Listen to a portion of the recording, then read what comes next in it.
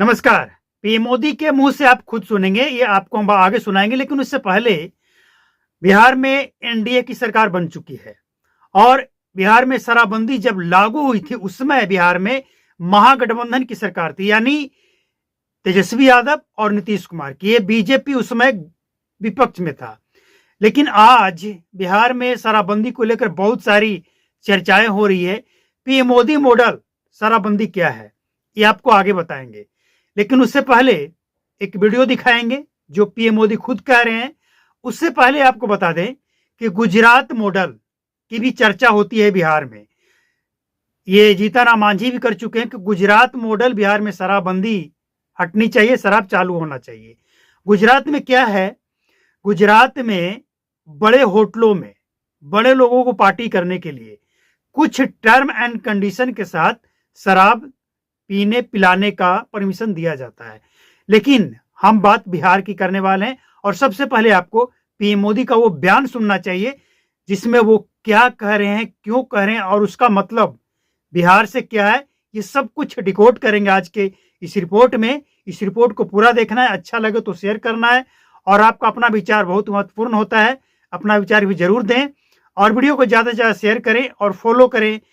और अगर आप यूट्यूब पे हैं तो सब्सक्राइब करके बेल आइकन को प्रेस करके नोटिफिकेशन को ऑल पर सेट कर लें। तो सबसे पहले चलिए सुनते हैं पीएम मोदी का ये बयान। एक बात जो मैं हैवी टर्नआउट देखता हूं उसका एक कारण मैं देख रहा हूं कि हरियाणा में महिलाओं का मतदान पुरुषों से शायद ज्यादा हुआ होगा। डिटेल्स अभी तक मेरे पास पहुंची नहीं और उसका एक प्रमुख कारण है शराबबंदी का भारतीय जनता पार्टी और एचपीपी का वचन। शराबबंदी के बाद को लोगों ने काफी सराहा है, स्वीकार किया है और उसकी ओर उन्होंने दिया है। दूसरी बात परिवर्तन की चाह, तो परिवर्तन की चाह ये लोगों की इच्छा और शराबबंदी का हमारा नाता और विकास के साथ एक प्रकार से बंसीलाल का नाम जुड़ा हुआ है। हरियाणा में विकास नाम की चीज के साथ बंसीलाल आइडेंटिफाइड है, तो लोग भी चाहते हैं कि भाई पिछले 20 साल से कुछ हो ही नहीं रहा है, भजनलाल का करप्शन वगैरह, तो बाकी जो नेशनल मुद्दे थे वो प्लस एडिशनल ये 2-3 बातें। हरियाणा में आपका निकटतम प्रतिद्वंदी कौन लगा, मतलब समाजवादी पार्टी या जनता पार्टी या फिर? ये पूरे स्टेट में एक रिदम नहीं रही है, कहीं पर चौटाला के लोग हैं, कहीं पर भजनलाल जी के लोग हैं। दोनों किसी एक कॉन्स्टिट्यूंसी में एक है तो दूसरी कॉन्स्टिट्यूंसी में दूसरे हैं, लेकिन हम हर जगह पे एज कर रहे थे कैंपेन के बिगिनिंग से ही। और जैसे ही समझौता डिक्लेयर हुआ भारतीय जनता पार्टी और एचपीपी एकदम से अब चली गई थी। इस बयान के दो मायने निकलते हैं और दोनों आपको अच्छी तरह से समझना चाहिए। सबसे पहले बिहार में जिस तरह से मतदान हुआ, मतलब प्रतिशत बढ़ा और जिस तरह से महिलाओं के लाइन एकदम लंबी लंबी दिखी। अब विपक्ष के लोग कह रहे हैं कि जो 10,000 महिला रोजगार योजना के तहत दिया गया है उसका भीड़ है। चलिए मान लेते हैं उसका भीड़ है, लेकिन ग्राउंड जीरो पर अगर आप जाएंगे तो महिलाएं इसमें बटी हुई है। बहुत सारी महिलाएं हैं जिनको पैसा नहीं मिला है और जिनको मिल भी गया है, इसके बावजूद नरेंद्र मोदी और नीतीश कुमार की जोड़ी को वोट न दे करके वो महागठबंधन तेजस्वी यादव को वोट देने की बात करती हुई नजर आई है सोशल मीडिया पे। जो न्यूज वाले उस समय चल रहे थे उससे वीडियो में। लेकिन सवाल ये है कि बिहार में जो शराब बंद है, जिस समय बिहार में शराब बंद हुआ उस समय ये बीजेपी वाले विपक्ष में थे और जब भी कोई बड़ा शराब कांड हुआ है बिहार में उस समय भी बीजेपी विपक्ष में रहा है। एग्जाम्पल, ये 4 लाख रुपया जो शराब, जहरीली शराब से लोगों की मौत होती है, इसके बाद देने का जो प्रावधान हुआ है ये बीजेपी के विपक्ष में बैठने के समय ही हुआ है। महागठबंधन की सरकार थी, सिवान के आसपास जो जहरीली कांड हुआ था उस समय नेता प्रतिपक्ष थे विजय सिन्हा। उन्होंने कहा था और इसके बाद बिहार में यह लागू हुआ कि जो जहरीली शराब से मौत होगी जिसकी, उसके परिवार को 4 लाख रुपए का मुआवजा दिया जाएगा। हम बात करने आए हैं बिहार में शराबबंदी और पीएम मोदी के बयानों के ऊपर, तो चलिए उस पर बात करते हैं। ये जो बयान आपने सुना, इस बयान से 2 मायने तो निकलता है। ये पहला मायने ये है कि शराबबंदी से किसी भी राज्य में महिलाएं खुश होती है। इसके पीछे कारण है कि शराब अगर पुरुष पीता है तो कहीं ना कहीं नुकसान महिलाओं को ही झेलना पड़ता है। लेकिन महिलाएं बिहार में बटी हुई है। एक तरफ कह रही है कि बंद कहाँ है। अगर बंद होता तो शराब नहीं बिकता, लेकिन शराब बिक रहा है, मतलब बंद नहीं है। और जब बंद नहीं है तो फिर शराबबंदी का मतलब क्या है? शराबबंदी के कारण नकली, जहरीली और महंगी शराब बिहार में बिक रहा है। ये महिलाएं कह रही है, और महिलाएं इसके कारण शराबबंदी का विरोध कर रही है कि नहीं, शराबबंदी हटाइए और शराब चालू कीजिए। कम से कम जो शराब पीने वाले हैं नहीं मान रहे हैं, तो शराब चालू हो जाने से जो आज 500 रुपये का बोतल 500 में ना लेकर 1500, 2000 में ले रहा है, जो 10 रुपये का गिलास मिलता था आज वो 40-50 रुपये में मिल रहा है। कम से कम इस महंगाई से निजात मिलेगी, और इसका फायदा भी तो महिलाओं को ही होगा। ये कुछ महिलाएं कह रही है, लेकिन कुछ महिलाएं ऐसे भी हैं जो कह रही हैं कि नहीं, बिहार में शराब बंद होने से एकदम से बंद नहीं हो गया, लेकिन फिर भी कुछ सुकून है, शांति है, घरेलू हिंसा नहीं होती है। पीने वाले लोग अगर पी रहे हैं, लेकिन एक डर है, और ये चुनाव में इसका असर देखने को मिला। नीतीश कुमार को पूरा यकीन था, और इस यकीन को पीएम मोदी भी भांप लिए थे। उनको भी देखिए, ये आज से नहीं, ये बिहार के सत्ता में नहीं थे, गुजरात में मुख्यमंत्री भी नहीं थे, प्रधानमंत्री तो दूर की बात है, तब से ये गांव-गांव, शहर-शहर घूमकर एकदम से सटीक जानकारी, लोगों के हाव भाव जानते और समझते आए हैं। पीएम मोदी अगर आज इतना पावरफुल, देश की जनता से कनेक्ट होते हैं, इनकी बात जनता तक पहुंचती है, और जनता की बात भी ये समझ लेते हैं, हाव भाव से पकड़ लेते हैं, इसके पीछे वो तमाम देश भ्रमण का नतीजा है।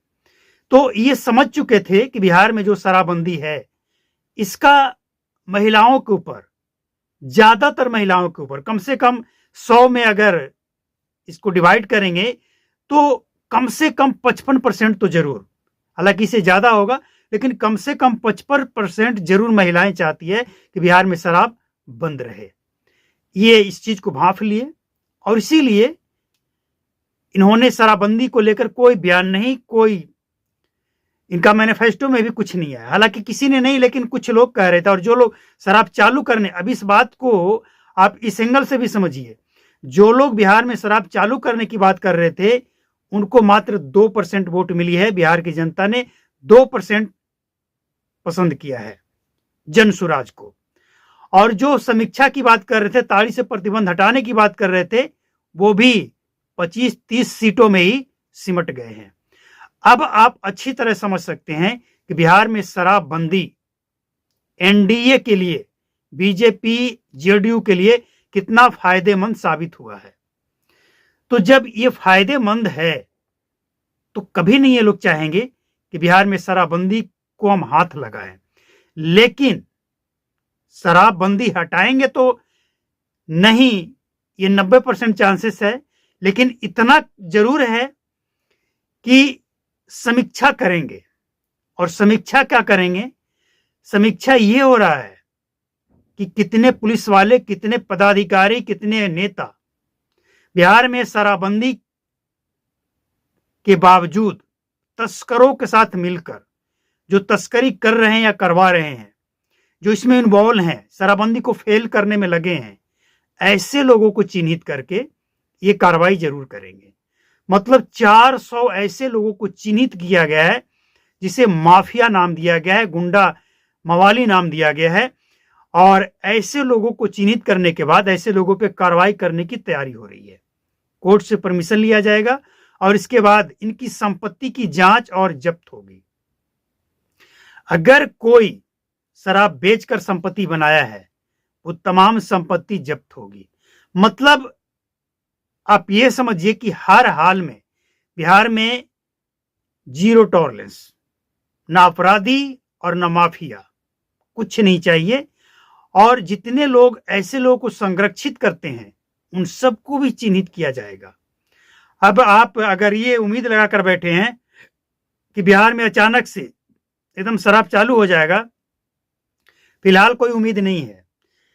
शक्ति होगी, और शक्ति में वो शक्ति नहीं कि पीने वाले को पकड़कर जेल भेजा जाएगा। वो शक्ति होगी अब कि ये जो पीने वाले को प्रोवाइड करने वाले लोग हैं, होम डिलीवरी करने वाले लोग हैं, और ये कितने बड़े लोग हैं, कितने पावरफुल हैं, कितने पैसे वाले हैं, पूरा डेटा इनका खंगाला जाएगा और कार्रवाई की जाएगी। मतलब एनडीए सरकार को ये लगता है कि ये जो जीत मिली है, जो महिलाएं बढ़ चढ़कर वोटिंग की है, ये इशारा इस बात का है कि बिहार में शराबबंदी एक अच्छा फैक्टर साबित हुआ है और ये आगे भी जारी रहेगा। समीक्षा होगी, लेकिन इस समीक्षा से पीने वालों को फायदा नहीं होगा, बल्कि बेचने वाले, बिचवाने वाले, बनाने वाले, पुलिस वाले, इन सब की मुसीबत बढ़ने वाली है।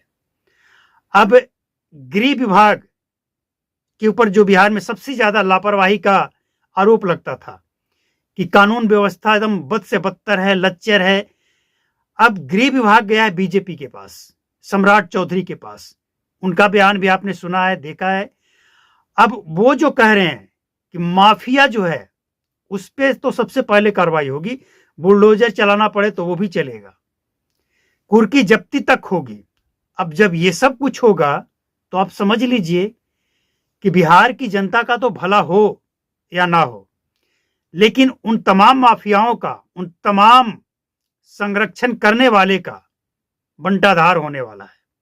और हम समझते हैं कि सही है, ऐसे लोगों पे तो कार्रवाई होनी ही चाहिए जो बिहार में जहरीली, नकली और महंगी शराब परोस परोस कर गरीबों से पैसे लूट रहा है, खुद अरबपति बन रहा है और सरकारी खजाने का नुकसान तो हो ही रहा है।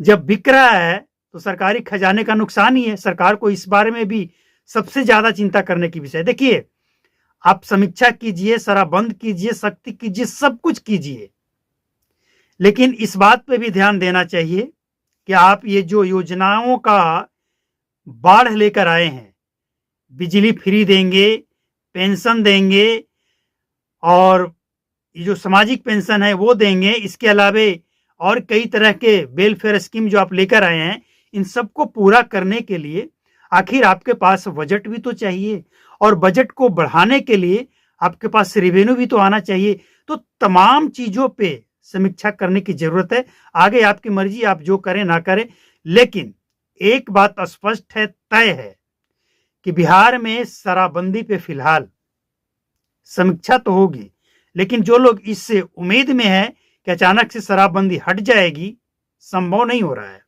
दिख नहीं रहा है, और सच्चाई यही है। लेकिन समीक्षा होगी और उम्मीद ये भी है कि जिस तरह से ये स्कीम लेकर आए हैं, अगर वो खजाना खाली रहेगा तो स्कीम पूरे नहीं होंगे। तो शराबबंदी भी एक मसला है, एक उपाय है। टर्म एंड कंडीशन के साथ शायद 100 में 5% चांस है कि उस पर भी ये समीक्षा करे, लेकिन कुछ कहा नहीं जा सकता है। तो कुल मिलाकर आप ये समझिए कि बिहार का जो शराबबंदी है उससे एनडीए सरकार को फायदा हुआ है, ऐसा सबको लग रहा है। और पीएम मोदी भी हरियाणा वाला फार्मूला बिहार में आजमाए, ऐसा फायदा भी मिला है और जमीन पे दिख भी रहा है। आगे आपकी मर्जी।